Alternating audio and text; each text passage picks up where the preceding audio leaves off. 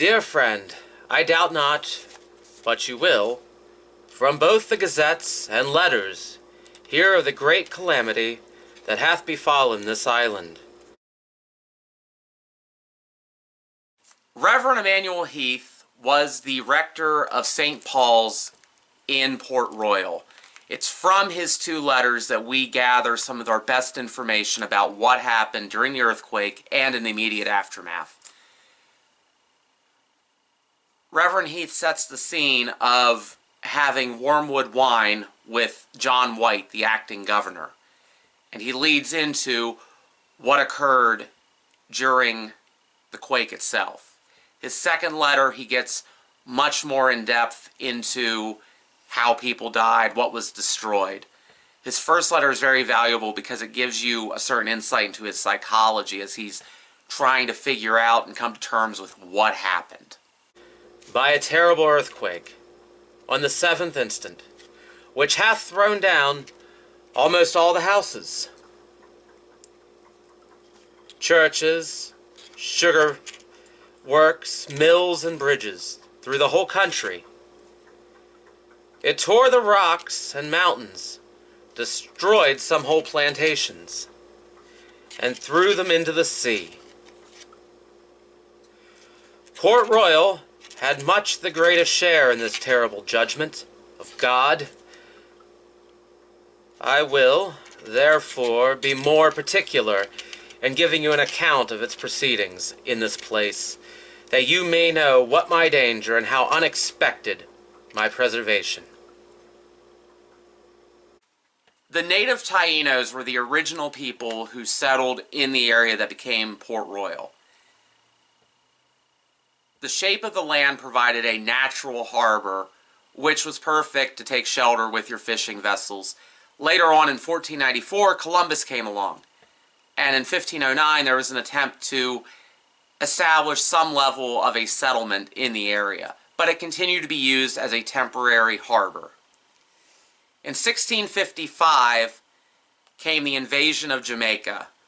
Allegedly, Henry Morgan was a part of it, according to some stories. In other stories, he came later as an indentured servant.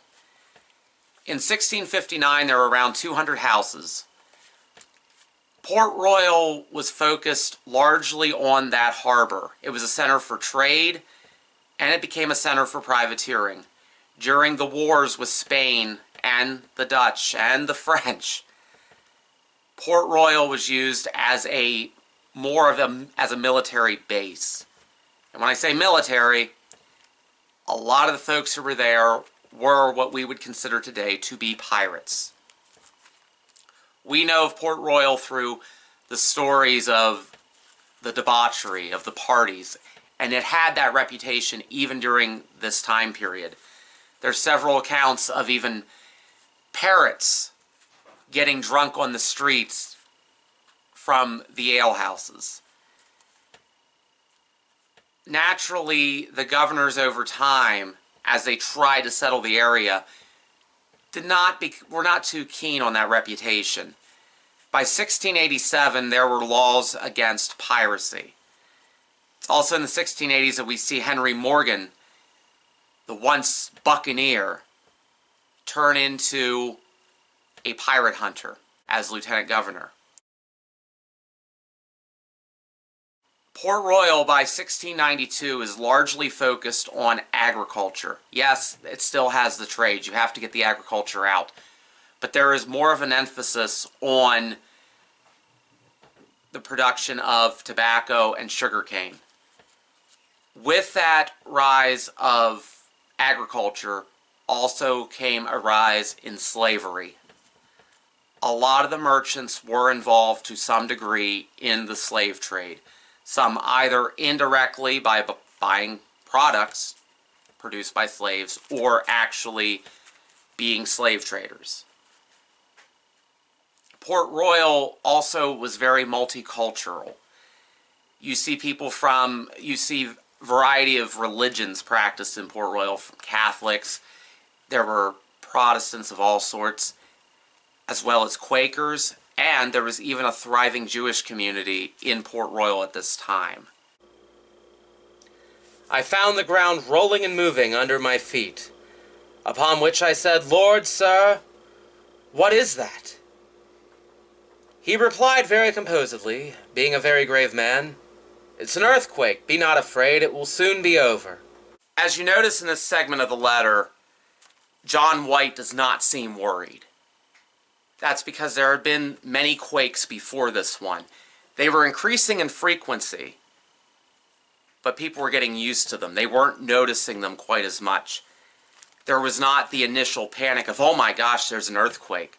For instance, a few years back, Pennsylvania was hit with a small earthquake.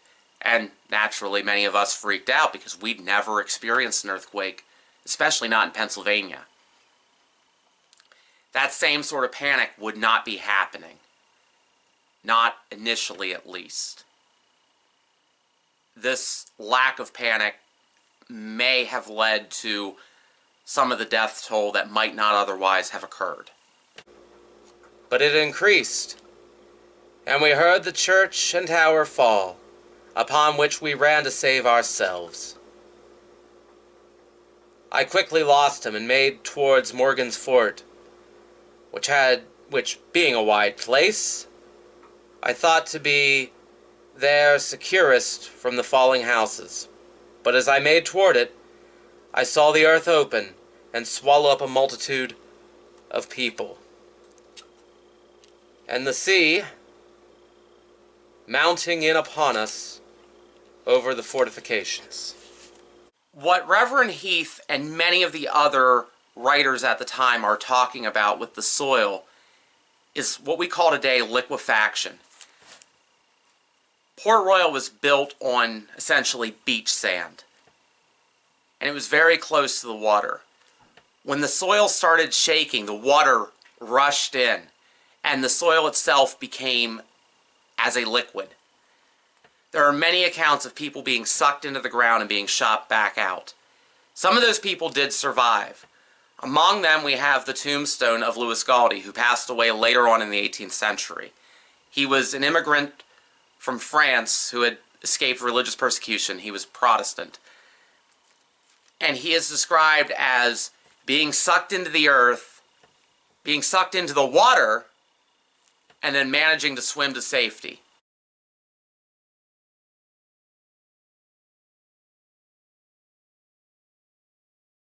Many other people were not as lucky. There are several accounts, especially in Heath's second letter, where he discusses people actually being pulled into the ground and then cemented there with just their heads above the ground. Many of them became victims of wildlife and dogs that were looking for a quick meal. I then laid aside all thoughts of escaping, and resolved to make toward my own lodging, and there to meet death in as good a posture as I could. From the place where I was forced to cross, and run through 2 or 3 very narrow streets. The houses and walls fell on each side of me. Some bricks came rolling over my shoes, but none hurt me. And when I came to my lodging, I found all things in the same order I left them. Not a picture, of which there were several fair ones in my chamber, being out of its place. I went to my balcony to view the street in which our house stood. I saw never a house down there, nor the ground so much as cracked. The people seeing me cried out to me to come pray with them. When I came back into the street, everyone laid hold my clothes and embraced me, that with their fear and kindness I was almost stifled. I at last persuaded them to kneel down and make a large ring, which they did. I prayed with them near an hour. When I was almost spent with the heat of the sun and the exercise, they then brought me a chair, the earth working all the while with new motions and tremblings, like the rolling of the sea, insomuch that sometimes, when I was at prayers, I could hardly keep myself upon my knees. The English settlers of Port Royal tended to build their houses as though they were in London. These were made from bricks. These were designed to be sturdy. They were designed to last. The problem was, this was in an earthquake-prone environment. Many of the houses that were left standing were those built out of poorer materials. Materials that might not necessarily survive a hurricane, but they could be rebuilt cheaply. Many of those houses are what actually survived the earthquake. By that time I had been half an hour longer with them, and setting before their sins and heinous provocations, and seriously exhorting them to repentance. There came some merchants of the place, who desired me to go on board some ship in the harbor, and refresh myself, telling me that they had a boat to carry me off. I found the sea had entirely swallowed up the wharf, with all the goodly brick houses upon it, most of them as fine as those in Cheapside, and 2 entire streets beyond that. From the tops of some of the houses, which lay levelled with the surface of the water, I got first into a canoe, and then into a longboat, which put me aboard a ship called the Siam Merchant. The merchants of Port Royal were very well off for themselves. Those that were selling to the locals tended to inflate prices quite a bit. A lot of the items that they were getting, in turn, they were able to sell at great prices in the northern colonies and London. There was also a tendency toward an illicit trade with the Spanish colonies.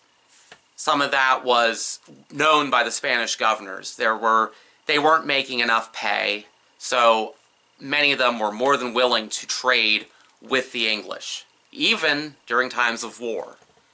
This led to items such as porcelain and various fabrics that otherwise were under the control of the East India Company's monopoly.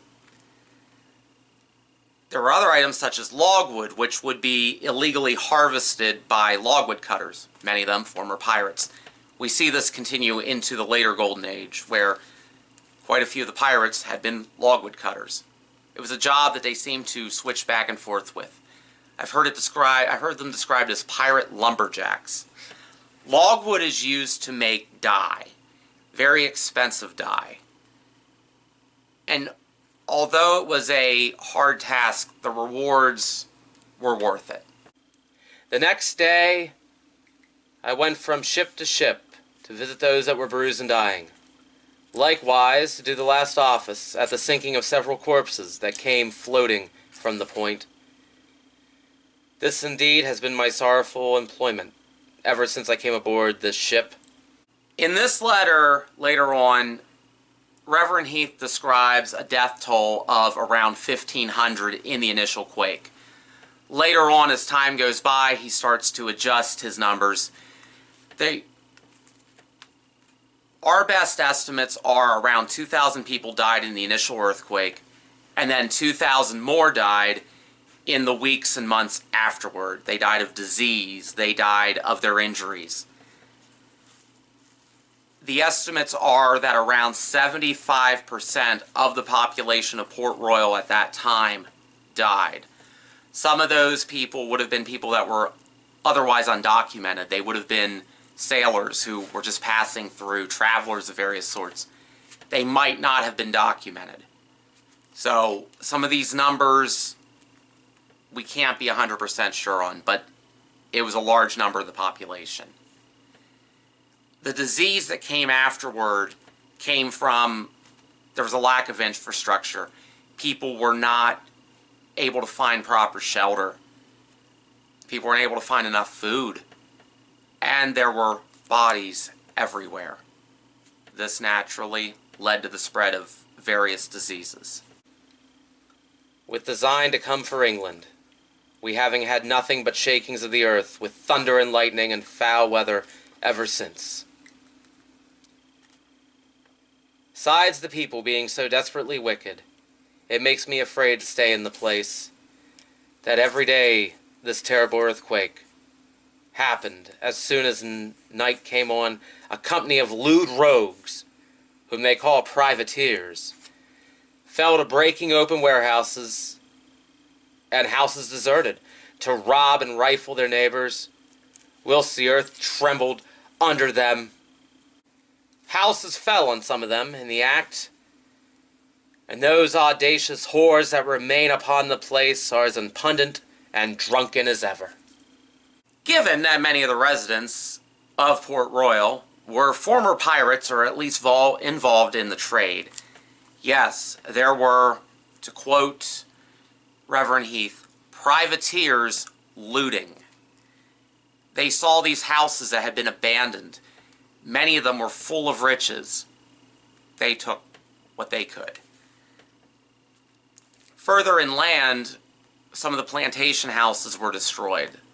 Those planters that survived, many of them actually stole the houses that their slaves had built and were living in. A few of the writers described living in huts. That's what those huts, many of those huts were. I have been twice on shore to pray with the bruised and dying people, and to christen children where I found too many drunken swearing. I did not spare them, nor the magistrates neither, who have suffered wickedness to grow to so great a height. I bless God, to the best of my skill and power, discharged my duty in this place, which you will hear from most persons who came from hence. I have preached so seasonably to them, and so plain. In the last sermon I delivered in the church, I set before them what would be the issue of their penitence and wickedness so clearly that they have since acknowledged it was more like a prophecy than a sermon.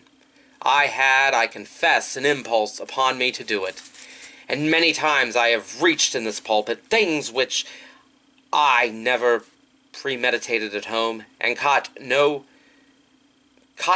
not methought do otherwise. Fire and brimstone sermons were the norm for many of these ministers within the colonies and in London at this time. We were coming out of the reign of Charles II, where we saw all manner of vice become the norm. And then we had James II, who was a Catholic. Now we are in the reign of William. We are back to a Protestant, a proper Protestant.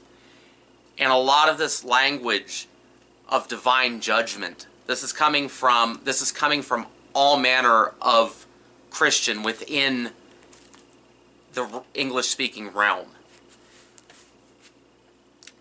As word would spread of Port Royal, this notion of a divine judgment would spread throughout the colonies in England. In New England itself, we have Cotton Mather. Cotton Mather, at this point in time, he would get word of it, and he would also use the language of Port Royal was punished. It was judgment from God. Cotton Mather at this time, in 1692, was engaged in the first year of the Salem witch trials. They are, of course, unrelated, but it's interesting to give this time period a context that you might not otherwise recognize. The day when all this befell us was very clear, and afforded not the suspicion of the least evil, but in the space of 3 minutes, about half an hour after 11 in the morning, Port Royal, the fairest town of all the English plantations, the best emporium and mart of this part of the world, exceeding in its riches, plentiful of all good things, was shaken and shattered to pieces, and sunk into and covered, for the greatest part, by the sea. The sudden destruction and burial of Port Royal that Heath is discussing has led to an amazing level of preservation of the archaeological remains. Starting in around the late 1950s, there's been almost constant work being done to try to uncover as much of Port Royal as possible. Much of it's being left in situ to be preserved as its buildings. It's things that you can't necessarily move. the site has such amazing level of preservation that we're even able to see what time this actually happened. In the opening of the video, I included a picture of a watch. There's one image on it that shows the X-ray. This was while the watch was still encrusted. The hands had disintegrated long ago, but they were still visible in the X-ray, showing the time as 11:43. Among the finds have been people actually buried by the walls. There's also enough context within the remains that we're even able to find out what jobs people had. We can tell what a shop was versus what was a house. There's other items that appear which are a surprise. Well, porcelain, for instance, is not a surprise given the trade and given some of the plunder. But then there's other items like a Japanese sword, which I've been on a hunt to find which museum has it. It's referenced in some of the earlier documentaries, but most of the museums are only showing the bottles, some of the regular day-to-day materials. I am really on a hunt to find that sword because I want to know exactly what it looked like, what the context was. Because, I mean, come on. It's kind of interesting to imagine a buccaneer carrying a samurai sword. Did it happen? More than likely not. It was most likely a trade item. And will in a short time be wholly eaten up by it. For few of those houses which yet stand are left whole, and every day we hear them fall, and the sea daily encroaches upon it. We guess that by the falling of the houses, opening of the earth, and the inundation of the waters, there were lost 1,500 persons, and many of good note, of whom my good friend Attorney General Musgrove is one. My Lord Secretary Revis is another. William Turner, Thomas Turner's brother, is lost.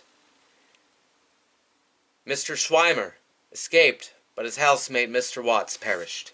Another great part about Port Royal and Jamaica in general, they have had an amazing preservation of records, either within Jamaica itself or within London. We're able to find such things as, I've found wills already from one of the Jewish inhabitants. I have found records of various shop owners. It was their inventory. I mean, those of you who've worked retail doing inventory, sometimes the stuff ends up in the historical record and you're able to see, well, what was this person selling? And then you can combine that with some of the family tree information. You can find out, oh, well, after the earthquake, some of them moved, or before the earthquake, this is where they were at. And it helps paint an amazing picture of Port Royal, something we don't get with many other 17th century sites. Yes, there is still some level of guesswork, but there is a lot of solid information that you can interpret as a historian. I have written to send a younger person who may better endure the fatigue of it than I can. But I should leave now. But if I should leave now, it will look very unnatural to leave them in their distress, and therefore, whatever I suffer, I would not have such a blame to lie at my door. So I am resolved to continue with them a year longer. They are going all in haste to build a new town near the rock Linavea, the guardian of this island. Port Royal would never return to its former glory. It was used to a certain extent as a naval base by the Royal Navy, but it never really gained the city that it once had. Many of the inhabitants would move on to Kingstown, which is now modern-day Kingston. Spanish Town would eventually be replaced by Kingston as the capital of Jamaica.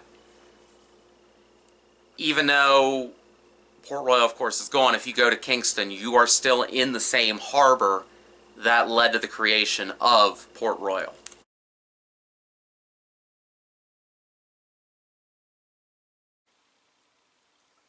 The French from Pitzigaves, or Petit Gaves in Hispaniola, did attack this island on the north side, but were all defeated and destroyed, it being about the time of the earthquake.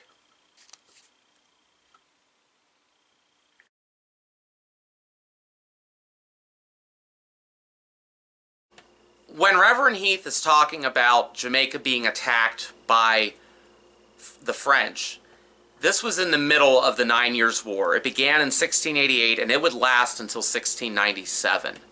When I mentioned the crew of the Fancy technically starting out as privateers for Spain, they were actually working with an English ally. Spain at this time, strangely enough, was allied with England as well as Austria in a grand alliance against Louis XIV. There were many other French attacks throughout the colonies at this time, and many of those privateers would continue on into the 18th century. I've mentioned it in the Pennsylvania video in regards to the attack on Lewes.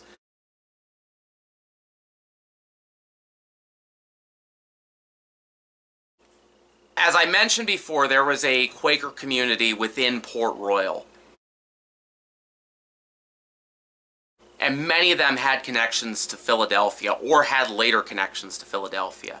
Among them was Jonathan Dickinson, who in 1696, after surviving the earthquake, he never was really able to financially recover in Port Royal itself. So he and his family decided to move to Philadelphia. Along the way, they had a very disastrous trip, which led to him publishing a book. The book was published in several languages. It became a bestseller. Jonathan Dickinson ended up completely coming out of the mess. In Philadelphia, he became one of the most successful merchants there at the time, and he became a leader in early colonial Philadelphia. In the 1670s, Thomas Norris, a Quaker, brought his family to Port Royal. They set up business, and eventually in 1692, his son, Isaac Norris, went to Philadelphia. He was considering moving his family there. He wanted to see what opportunities were around. In that time, he gets a letter from his brother Joseph, informing him of the earthquake and that his father was dead. By the time Isaac got to Port Royal, most of his family had died in the aftermath. Once he buried his family, in 1693, he moved to Philadelphia. He had nowhere else to go, so he decided, you know what, we're going to go back to Philadelphia. He had £100 to his name, which equates to roughly about $25,000 to $30,000 today. He bought a piece of land. That piece of land we now know today as Norristown, Pennsylvania. In 1704, Isaac Norris was so well off that he was able to help pay off William Penn's debts. Isaac Norris eventually had a son. He naturally named his son Isaac Norris. In 1751, Isaac Norris Jr. was elected to the Pennsylvania Provincial Assembly. He became the Speaker within his first term, and during his first term, he placed an order with London for a bell for the State House. In that request, he asked that there be a quote put on it from the book of Leviticus. "Proclaim liberty through all the land to all the inhabitants thereof." Those of you who are familiar with American history can probably identify what bell that is.